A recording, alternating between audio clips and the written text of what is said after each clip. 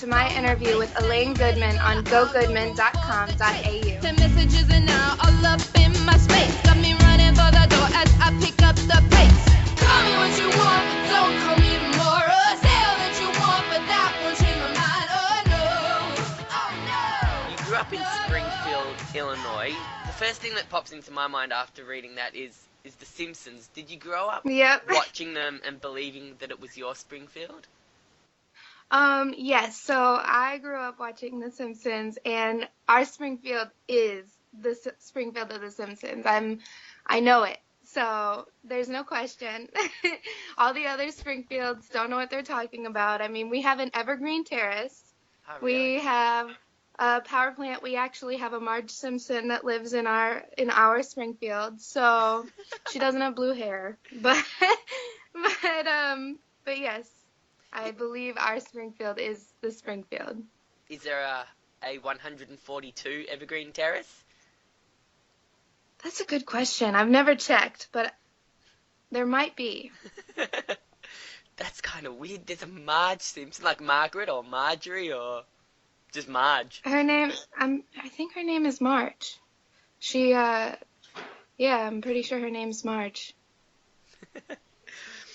And when did you first think about being a musician, about life as a musician? I've known since I could know that I wanted to sing. I've been singing since I could talk. I started taking lessons when I was 6. It's been my dream to do this as long as I can remember. Who were some of your entertainment idols growing up? Did you have one when you were 6, or was it more Disney kind of stuff and things like that? Well, my dad has always been big into music. He was a DJ in college, and so I kind of grew up listening to, like, my first concert when I was 8 years old was the B-52s. Wow. Love Shack, yeah? Yeah, but my favorite song was Hot Pants, and I was really disappointed that they didn't play it.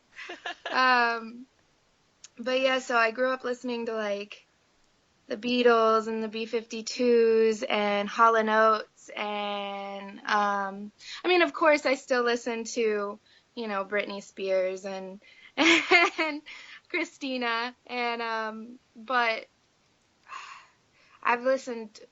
I think probably, I loved the Hall & Oates. I loved B-52s, and when I was younger, I always thought that I had a soulful voice. I've always liked to think that I had a soulful voice, and I kind of idolized Aretha Franklin, so... Oh, so you've got a bit of everything in there. I like to think so. I like to think that. So your dad was your main musical inspiration. What did your mum do? My mom has never been really big into music. She loves the Beatles, and that's about it. But when we're in the car with her, it's mostly NPR. So it mostly came from my dad. So she's more of an AM radio person. I understand that. Yes, yeah. I get it. I read that you started having body image issues at 8 years old, which is an amazing thing, like a crazy thing to say in itself. And bullying these days is a huge issue, and it's getting bigger and bigger. Which the government's trying to control it, but it's hard, especially through social media. How did your younger self deal with or interpret bullying? So I have kind of a weird outlook on bullying, right? I had some bullying, and it was hard. It was really, really hard, and I would never wish it upon somebody, but then again, I think my outlook is weird because I wouldn't change anything. I think as human beings, we deal with bullying our whole lives, whether it's when we're children or when we're adults. Your boss can be a bully. Your neighbor can be a bully. Your best friend can be a bully, and it's just something that if you don't learn how to deal with it when you're young, you never know how to deal with it when you're older. And I think we just look at it as one big problem for our youth, but it's kind of the way I feel about it is I became so much stronger because of it, and I think I take on the world stronger because I know how to deal with it. So at 8 years old, you couldn't have had that outlook. So were you No, definitely not. right? Definitely So not. were you someone that knew you had to tell the teacher or tell your parents, or did you hide it, or how did you interpret it back then? You know, it wasn't something that it was kind of my own battle. I came home and um I would cry about it, and I didn't really feel like I had somewhere to turn to about it. I tried to change it, but it didn't always work out for me, and because my body didn't, I guess maybe I wasn't doing the right things, or it just kept changing whether or not I was what I was doing. But it just the way I dealt with it was I just came home and I wrote a lot. I did a lot of poetry, and I kind of put all of it into sad poems when I was young. But that's kind of how I dealt with it. And I read that you were regularly told you'd never become an artist. Even back then, though, there were some like amazing artists who weren't stick thin anyway. Like you said, Aretha Franklin. Like she's one of the greatest singers of all time. And she's not exactly Naomi Campbell. um, That's true. um. So you were regularly told you'd never become an artist because of your weight. What kind of support did you have? Did your parents always kind of support your passion, or were they kind of ones that said, "Look, you've got to, it may not work out"? What kind of parents were they? Um, well, they always supported me being in voice lessons and me giving voice lessons and being in all the choirs and whatnot, but they also pushed me to go to college. So uh, they wanted me to have a realistic goal, is how they put it.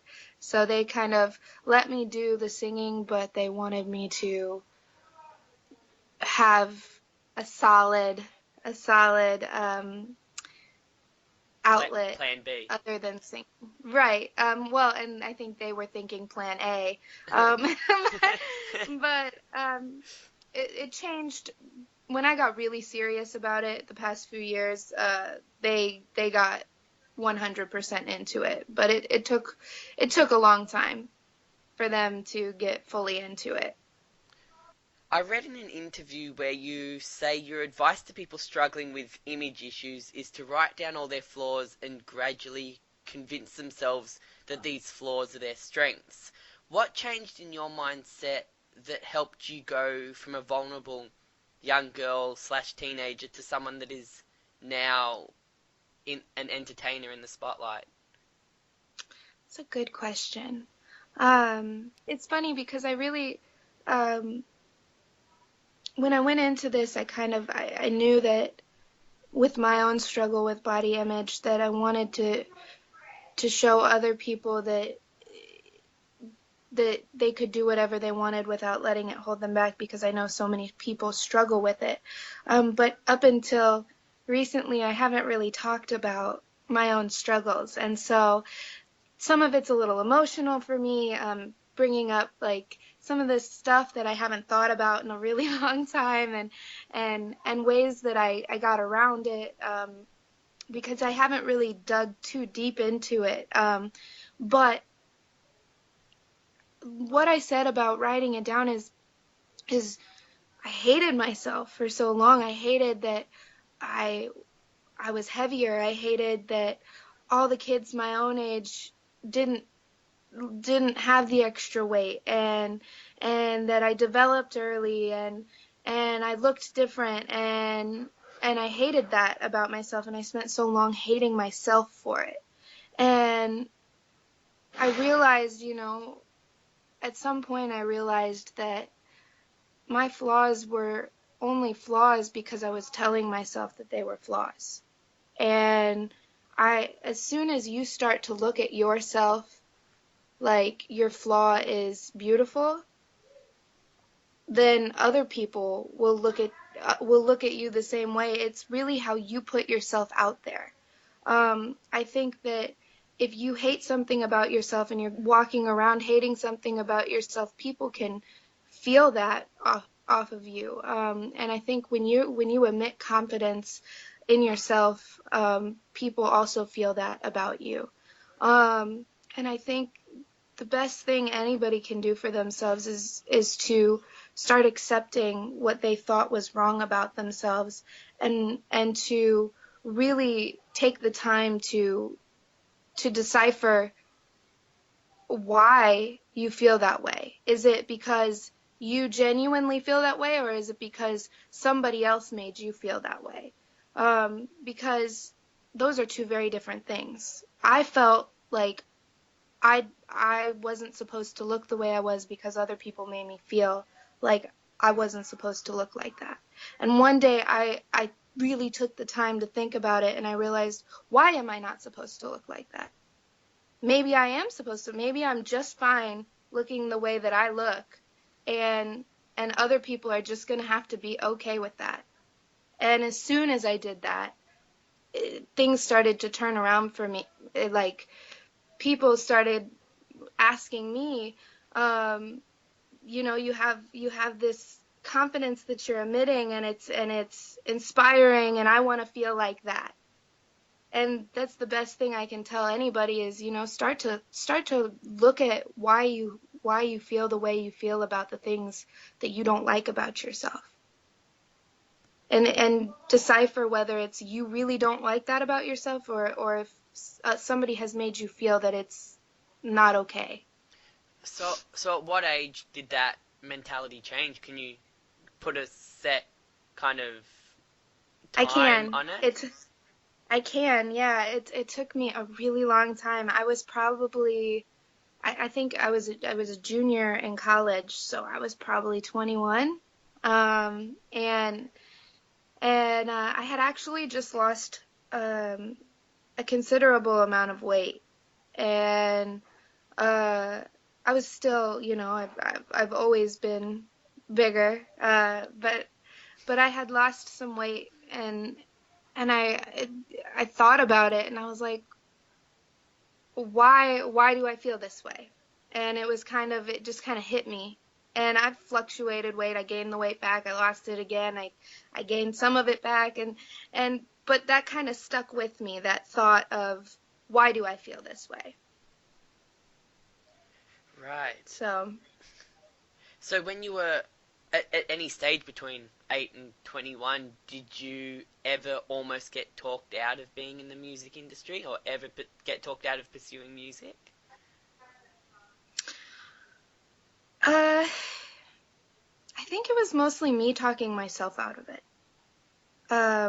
I convinced myself that, you know, after after I had so many issues with image, and I had other people, say things to me that weren't exactly kind. I kind of convinced myself. I let all of it get to me, and I convinced myself, why would I think that I could go after something like this? You have to be, you have to maintain this image of what's in the tabloids of being thin and beautiful. And at that point in my life, I didn't feel beautiful, and I wasn't thin. So I think I convinced myself more than anybody else convinced me. Let's talk a bit about your music now. And before we start, I'm going to say I'm not a musical genius, but I interpret certain things, and I don't know if they're right, but I interpret certain things in a weird kind of wacky way. So let's see if I'm correct. I like that. I think we're very similar. I saw a quote, or an excerpt, if you will, on your bio that said, in fact, the up and coming The up-and-coming pop artist's music serves as more of a rebellion against the monotonous structure of sellable music that plagues the modern industry. Now that quote is from your bio on your website. Can you talk a little bit about this quote? I mean, it's evident, and I've also heard from other people that the suits upstairs, the producers, the promoters, the record labels are having more and more of a say about the creation of the actual music and the message it's portraying. Are you someone that doesn't agree with them having that power? Um, oh, I think music is so malleable. I think that Well, I stop for a sec.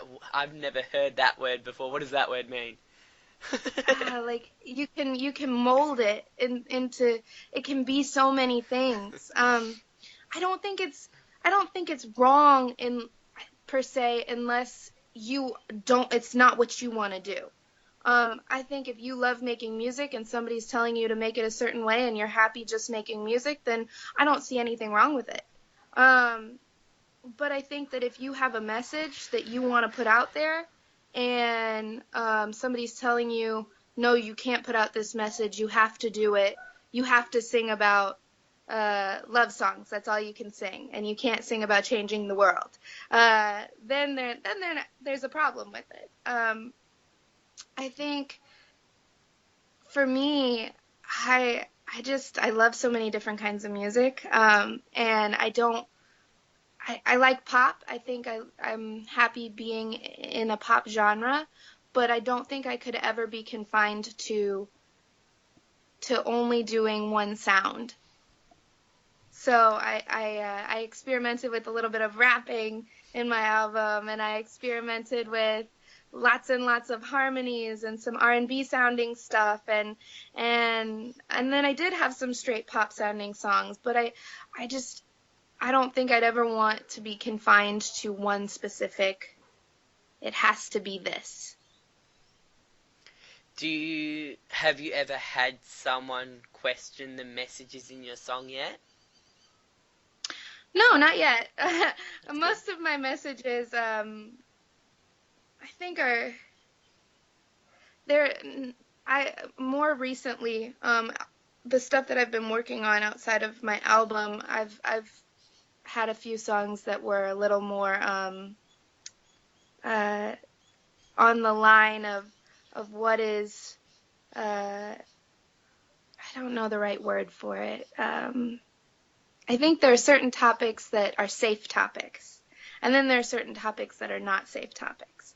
And some of my newer stuff that I've been working on outside of the album has pushed the line of what's a safe topic.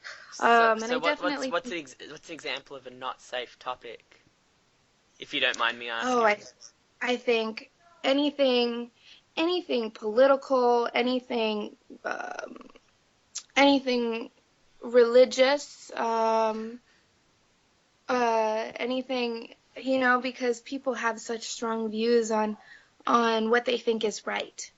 And um, so when you get into topics that are within those fields where people have super strong opinions, you risk negative feedback. And But you most of risk my segregating them as well. exactly. But most of my stuff on my album, I had just gone through a breakup, and I had also gone through a split with some of my music stuff, and I was kind of healing my heart at that point in time. And so most of them are, you know, love songs, or I can get through this kind of songs, or so I think they're all in the safe zone. Do you think you'll move out of the safe zone eventually? Is that an age thing or a maturity thing, or just something that you might feel comfortable or may not feel comfortable with at some stage?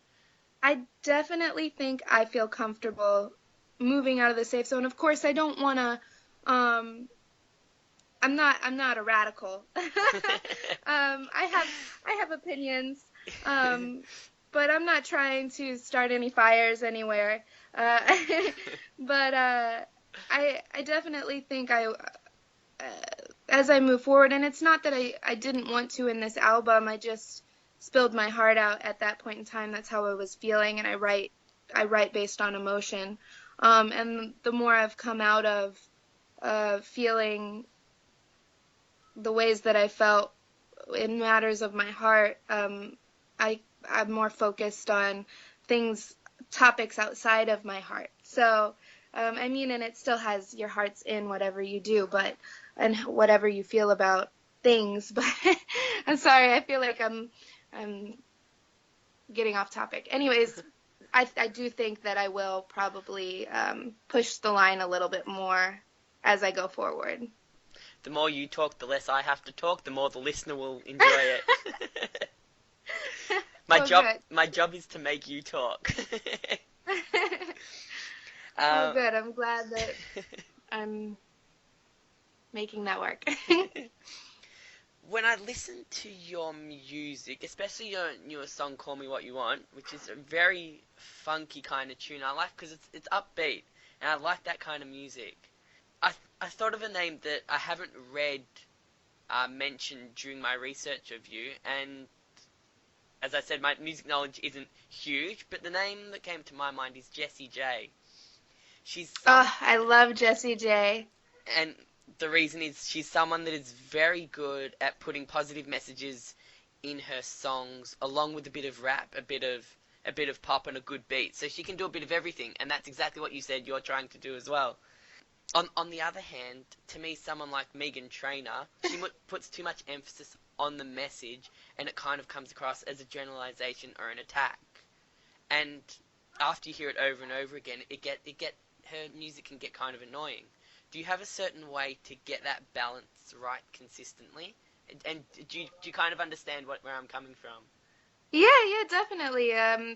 Finding the balance between being annoying and It's not necessarily and being not being annoying, annoyed but with it. having your music that's like it's good and it's funky and it does portray a positive message, whether it be about independence, whether it be about strength or anything like that. But it's not so much almost an attack, and almost it's so blatantly obvious that it comes across like that. That's kind of my opinion. That's why I'm not a huge fan of Megan Trainor, and that's kind of why I don't really like the messages in her songs. Well, I think the difference is that's a lot of her songs, I think, are not necessarily a story. Her songs are they have a blatant message, and I think that she is coming from somewhere when she writes them. I think my difference is where I come from with mine. When I wrote "Call Me What You Want," um, it was a story, not necessarily like a blatant you uh, you did this kind of thing, or I mean, to the world. It was more so about one person, and I think that's probably the difference is making it more so about one person that is relatable to other people than making it A generalization. what's yeah, a generalization. so, Maybe. so are you someone that kind of relates to Jessie J in that you're trying to put a little bit of everything into your music, or you are putting a little Yeah. bit of everything into your music? Well, I mean, to get compared to Jessie J would be like the hugest honor in the world to me. But But she spent a lot but of time in Australia recently doing The Voice, so I've kind of seen her on TV a little bit. yeah. I kind of I don't I don't overly I don't overthink too much of anything. I just kind of do it. I enjoy it, and it's kind of therapy for me. Writing down what I'm feeling is kind of therapy, and the sounds, I listen to the beat and the backing track when I'm writing, and I kind of let it play and see how I feel about it, and then I just kind of go with I start singing on top of it, and however I'm feeling is usually how it comes out. So I'm not thinking too much. I mean, more recently I've been thinking about structures that are uh, typical of hit songs. And that's something I've been studying a little bit recently, but in the past I've just kind of gone off a feeling, and that's kind of how I go about it. A lot of entertainers have been victims of bullying or grown up without a lot of friends or grown up in close to poverty. Do you think, and you come under that you grew up being bullied, do you think there's a way to ensure that you aren't throwing yourself into the spotlight for the wrong reasons, as in you're doing it for you rather than proving others wrong? Is are you asking, is there a way to do it, or like, Or do you, is it something you think about that you're doing it for yourself rather than proving others wrong that maybe doubted you beforehand? So you're doing it you're pushing yourself out there into the spotlight for a positive reason rather than a negative reason. honestly, being in the spotlight has been a little bit of a struggle for me. This is something that I've had to kind of get used to, my brand being it being me. You know, if you're selling, if you create, um, like if you create the Snuggie, right? And you're selling it, and you can like totally put up a million pictures of your Snuggie and feel confident about putting this out there because it's not you. You know what I mean? When as an artist, I'm selling me. And that has been something that has been incredibly difficult for me to grasp. I think I'm doing a little better with it, but selling myself as a brand, you have to completely be sure of yourself and know who you are. And I think I'm getting to a point where I know who I am, and I feel comfortable putting it out there, but this whole thing, I'm only doing it because it's what I love. I mean, this has been what I've dreamt of since I was little, and not necessarily being famous, just singing. I wanted to sing, and I wanted to be able to go and sell out an arena and have people come and sing and know the words to my songs. And it's not, for me, it was never necessarily about being super famous. It was just about singing. And so the part where I'm getting a whole bunch of recognition, that's been difficult for me. Because it makes me almost a little uncomfortable because I don't know how to respond to it. So I'm still learning on that. um, it's all a process. Are you a fan of the music industry so far? Do you like what you've seen? Have you made some contacts and different things like that? Are you liking it? Yeah, at this point, I've pretty much liked everybody that I've met. Everybody always tells me to be a little careful, and because I tend to be a very trusting person. I meet people and I automatically like people until they give me some reason otherwise. I go into everything liking everybody. So at this point, I have almost all good experiences, and I'm looking forward to everything, and I don't expect for it to be all smooth sailing.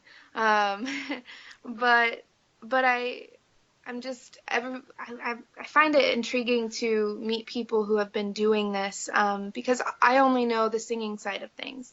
I don't know the industry. I don't know how it works. I don't know um, I don't know much. So meeting all these people and getting to see things from their eyes and to learn more, it's all kind of eye-opening, and it's fun, it's new, it's exciting, and that's kind of how I feel about the industry so far. How much of a reliance do you put on social media? Are you a fan of it? All right, so This is a whole I nother topic completely for everyone. yes, yeah. So I always liked social media before I really kind of got into uh, making like making all my music pages and everything. I always enjoyed it. I liked staying in touch with everybody. But then when I had to make my music pages, I had 2 pages of everything. And then it was like, oh my gosh, how do I keep up with this Facebook and this Facebook, this Twitter and this Twitter, this Instagram and this Instagram? And it became daunting. So I kind of merged down to just my music pages now, and social media is fun if you're doing it leisurely. Uh, but as a job, oh my gosh, there's so much more that goes into social media, and times of posting things, to what you post, to just everything behind it, and I still enjoy it, but it's a little bit more of a job now than it is anything. Where can people find you? Like your social Uh, media, your website, your music. Everything, pretty much everything I have is under Music by Chel. So my website is musicbychel.com. My Twitter is twitter.com/Music by Chel. Instagram's Music by Chel. Facebook uh, it's either, I know it's facebook.com/Music by Chel. And on iTunes, I'm on iTunes and on Spotify and I think I'm on Amazon. I'm on YouTube. YouTube's Music by Chel. But on iTunes and Spotify, it's just Chel. That's Chel. And the album is called Proof because it was kind of proof to myself that I could do this. So, yeah. I'm so glad you didn't say Snapchat. Are you, are you on Snapchat? I don't understand Snapchat. I am on Snapchat, but Ah. that is my only thing that is not Music by Chel. It's still my old Snapchat name because it wouldn't let me change it I had to have a different phone number. I was like, this is too difficult. I'm not doing it. What do you do for fun? So away from music, what do you do for fun? Fun. I love to go out for drinks with my friends.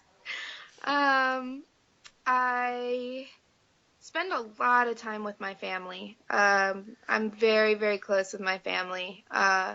So Springfield is not too far from St. Louis, and I drive home a lot. Like today, I'm in Springfield, and it's Cookie Sunday, which my dad, my dad's family is Sicilian, and we choose a Sunday usually before Christmas, and we make cucciadati, which is Sicilian Christmas cookies, and you carve them, and so everybody's downstairs right now carving cookies. I'm But sorry I took up your time. oh, no, no, no. Well, everybody will be here for a while, so uh, If it's Italian, but they'll be other going all night. right. But no, I like to go see concerts. I love movies. Lately I've been kind of boring. I watch a lot of TV series. That's pretty much, if I'm not doing music stuff, I'm watching some sort of series, binge watching. What are you So binge watching at the moment? at the moment, I've been binge watching The White Queen, and that's on Stars. Oh, are you into Netflix? I am. I don't have cable. I have Netflix, Showtime. I use my friend's HBO. So I'm connected. My roommates have Hulu. I use that. Wow. Yeah, no, I've got a couple myself, and I've got now I've got onto iTunes, and every so often I rent a movie from iTunes because it's like 10 times cheaper than buying it. And I had an iTunes Really? voucher. I had an iTunes voucher from like 2 years ago that I didn't know what to use it on, and then I figured out I could rent movies from iTunes. So That's good to know. just been I'm binge gonna have to watching, look into that. just binge watching some Rodney Dangerfield classics. Hey, that sounds right up my alley. Yeah, it's great. Um, what are your plans for 2017 and beyond? So your album Proof has it just come out recently? Yes, it Yeah. was, I think 2 weeks ago came Oh out. wow. Okay, so what's next? Um, When's I the next one have, coming out, Shell? oh man, I don't know. I'm working on a lot of music. It's just kind of putting it together, and I have a lot of music, but I need to figure out what I want for my next album, and I'm working on another project right now with Alex Hooten, who's in New York, and so we're gonna put out a 3-song project probably within the next 6 months or so. So that can be expected. But also, I am going on tour in March with David Corey. Um, I'm really excited about that. He was on X Factor. He's got an amazing voice. So I'm really looking. That's an East Coast tour. Uh, and then in April, I have plans to move to LA. Um, Making a big move. a big move, and I'm terrified and excited. So that's in April, and up until then, I'm going to LA to work on some stuff, probably end of January. And I've got a couple shows lined up. So I'm just kind of all over the place. Wow, so is that, do you see that move as, I guess, necessary? Like, do you think you have to make that move? Is there pressure in the industry to make that move to LA? I think it makes things a lot easier for me. Where I am, there isn't a big pop presence.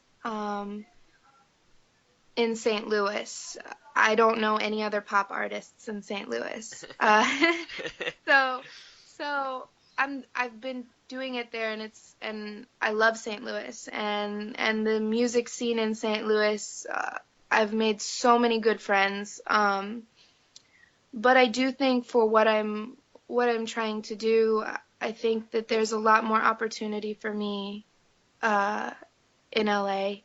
Um, and I think that it will be good for me also. I think I've gotten comfortable, and I think anytime that you get too comfortable, it's probably time to switch things up a little bit. Just make sure you don't forget the Hulu password. Right, exactly. Right.